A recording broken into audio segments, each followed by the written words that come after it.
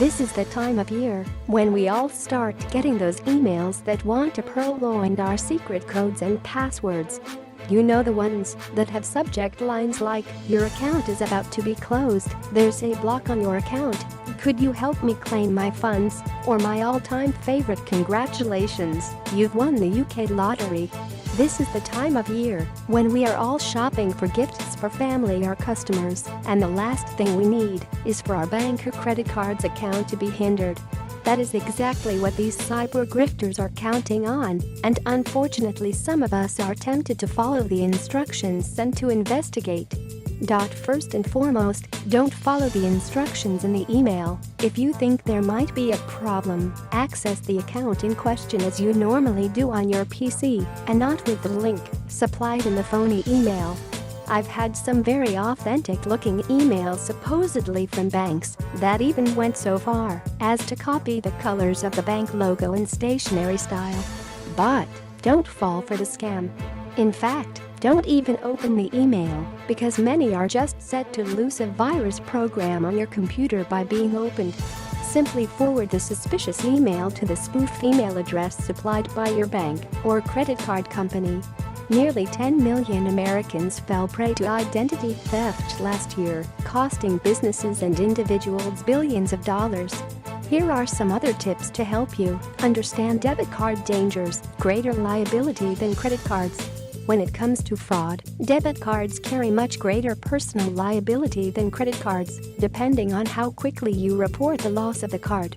If you fail to report unauthorized use within 60 days of receiving your bank statements, you could lose all the money in the account and be held responsible for the amount of money that has been tapped from your line of credit.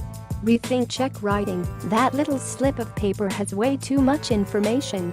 Some experts advise against check writing because it gives away your address, bank account number, signature, and license number to complete strangers. On top of that, there's no federal legislation to limit your liability for forged checks. Each state has its own set of rules. Experts advise that you look into automating your bill paying.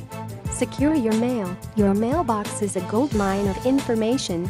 Between bank statement, bills, and all those pre-approved credit card offers, your mailbox is loaded with personal data which identity thieves can use to easily apply for a credit card in your name. Unless you diligently check your credit report, you may never even know about it. One way to avoid this is to have your mailbox under lock and key, but most of us in Santa Clarita have our mailboxes at the curb in front of our house, and the postman frowns on carrying dozens and dozens of keys around. The other solution is to have a rented mailbox, or to foil dumpster diving thieves by buying a shredder and destroy documents before discarding. Go virtual. For shopping online, there are virtual card numbers. These are randomly generated credit card numbers that are disposable and that online shoppers use once and throw away. It's linked directly to your real credit card account, so purchases show up on your monthly bill. The service is easy to use, and it's free. All you need to do is register with companies offering the virtual card, and they are MBNA, Discover, and Citigroup.